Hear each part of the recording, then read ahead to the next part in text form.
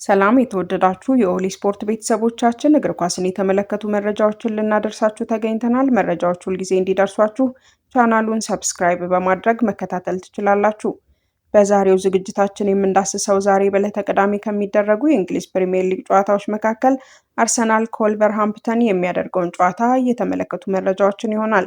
አርሰናል ዛሬ ቅዳሜ ምሽት 5 ሰዓት በኤሚሬትስ ስቴዲየም በፕሪምየር ሊግ ጨዋታ ከወልቨርሃምፕተን ዋንደረር ጋር ይጫወታል።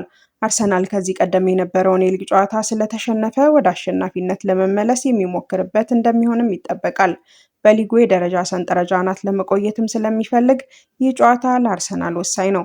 በሌላ በኩል ወልቭሶች አስቸጋሪ የውድድር ዘመን ነበራቸው። ከሊጉ ግርጌ ከተቀመጡ ቡድኖች መካከል ሲሆኑ ብዙ ጨዋታዎችንም አላሸነፉም። በዚህ ምክንያት ብዙ ተንታኞች አርሰናልን አሸናፊ ይሆናል ብለው ያስባሉ።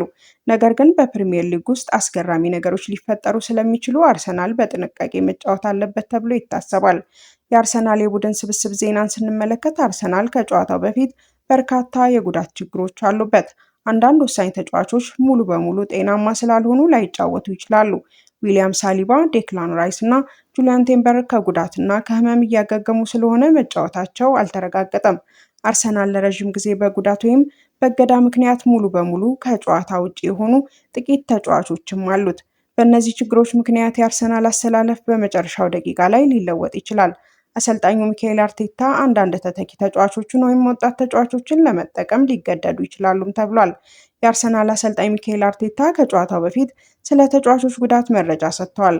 አርቴታ በተለይም ስለ 4 ወሳኝ ተጫዋቾቻቸው ማለትም ዴክላን ራይስ፣ ጁሊያን ቴምበር፣ ሊሳንድሮ ትሮሳርድ እና ዊሊያም ሳሊባ የጉዳት ሁኔታ አዲስ መረጃ ሰጥተዋል።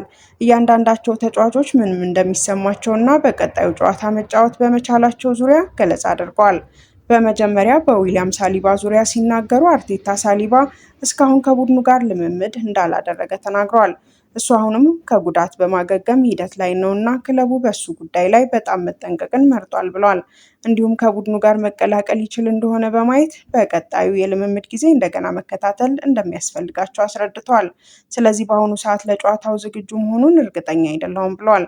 ጁሊያን ቴምበርን በተመለከተ ቴምበር በቅርቡ መጠነኛ ጉዳት ደርሶበት የተወሰነ ምቾት ማጣት ተሰምቶት ነበር። አርቴታ ሁኔታው ከባድ እንዳልሆነ ነገር ግን በየቀኑ የሚሰማውን ስሜት መከታተል እንዳለባቸው ተናግሯል። ሁኔታው በፍጥነት ከተሻሻለ በጥቂት ቀናት ውስጥ ብቻ ወደ ልምምድ ሊመለስ ይችላል ብለዋል። አርቴታ በተጫዋቹ መመለስ ዙሪያ ተስፋ እንዳላቸው ገልጸዋል። ነገር ግን እስካሁን የተወሰነ ቀን ለመናገር አልቻሉም። ዴክላን ራይስን በተመለከተ ራይስ ህመም አጋጥሞት ስለነበር በቀድሞ ጨዋታ መጫወት አልቻለም። አርቴታ በሽታው በጣም አሳሳቢ ጉዳይ እንዳልሆነና ራይስ በጥቂት ቀናት ውስጥ የተሻለ ስሜት ሊሰማው እንደሚችል ተናግሯል። ሆኖም ግን ተጫዋቹ ልምምድ መጀመር ይችል እንደሆነ ክለቡ ከመወሰኑ በፊት ዛሬ ላይ የሚሰማውን ስሜት ማየት ያስፈልጋል ብለዋል። በሱ መመለስ ዙሪያ መቸኮል አይፈልጉም፣ ነገር ግን በቅርቡ እንደሚመለስ እንደሚጠብቁ ተናግረዋል። ሊሳንድሮ ትሮሳርድን በተመለከተ ትሮሳርድም ሙሉ በሙሉ ዝግጁ ለመሆን በጣም ተቃርቧል ብለዋል። ጤንነቱ እየተሻሻለ ነው፣ ስለዚህ አርቴታ በጥቂት ቀናት ውስጥ ይመለሳል ብለው ያስባሉ።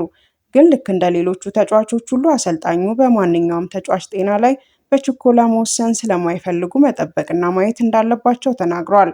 በመቀጠል የወልቨርሃምፕተን ዋንደረር የቡድን ስብስብ ዜናን ስንመለከት ወልቭስም የራሳቸው የጉዳት ችግሮች አሉባቸው። በጉዳት ምክንያት በቡድን ውስጥ ያሉ በርካታ ተጫዋቾች መጫወት አይችሉም። ይህም ማለት አሰልጣኛቸው የተለመደውን የመጀመሪያ አሰላለፋቸውን መቀየር ሊያስፈልጋቸው ይችላል። ወልቭስ በቅርብ ጊዜ ጨዋታቸው ተቸግረው እንደነበር መመልከት ይቻላል። በጉዳት በሳሳው ስብስባቸው ምክንያት እንደ አርሰናል ያለ ጠንካራ ቡድንን መጋፈጥ ለነሱ ይበልጥ ከባድ ያደርገዋል። ነገር ግን ጉዳቶች ቢኖሩባቸውም ወልቭሶች ብዙውን ጊዜ በሚታወቁበት በጥብቅ በመከላከል እና በፈጣን መልሶ ማጥቃት ለማጥቃት ይሞክራሉ ተብሎ ይጠበቃል።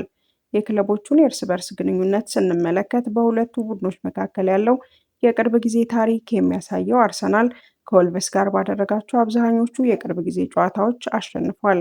ወልቭስ በተለይ በኤሚሬትስ ስቴዲየም አርሰናልን ያሸነፈባቸው ጊዜያት በጣም ውስን ናቸው። በዚህ ምክንያት ብዙ ደጋፊዎች አርሰናል እንደገና የማሸነፍ ጥሩ ዕድል አለው ብለው ይጠብቃሉ። ይሁን እንጂ እያንዳንዱ ጨዋታ አዲስ ነው። በተጨማሪም ወልቭስ ከዚህ በፊት ታላላቅ ቡድኖችን አልፎ አልፎ በማሸነፍ ብዙዎችን እንዳስገረም አይዘነጋም።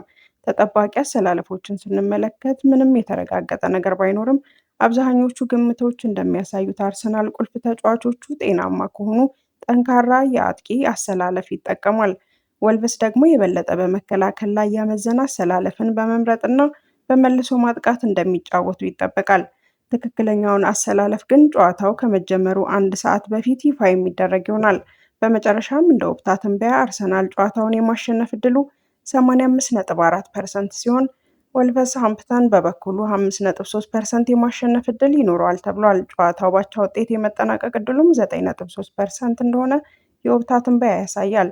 ለሰዓቱ የያዝናቸው መረጃዎች እነዚህን ይመስሉ ነበር። ስትከታተሉን ስለቆያችሁ እናመሰግናለን። ድጋሚ ያገናኘን ኖስቤሞስ